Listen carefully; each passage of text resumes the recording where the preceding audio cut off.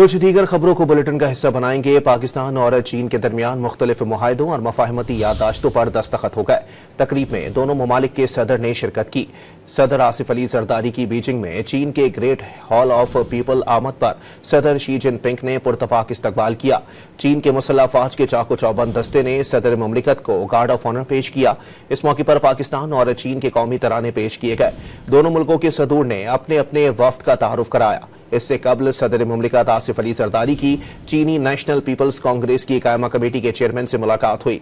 इस मौके पर बाहमी अमली ताउन मजीद बढ़ाने के लिए मुसलसल आला सतह के तबादलों पर जोर दिया। सदर मुमलिकत ने बीजिंग में चीन के कौमी हीरोज की यादगार का दौरा भी किया और उन्हें खिराज अकीदत पेश किया। कुछ दीगर खबरों को बुलेटिन का हिस्सा बनाएंगे। पाकिस्तान और चीन के दरमियान मुख्तलिफ मुआहदों और मफाहमती याददाश्तों पर दस्तखत हो गए। तकरीब में दोनों ममालिक के सदर ने शिरकत की।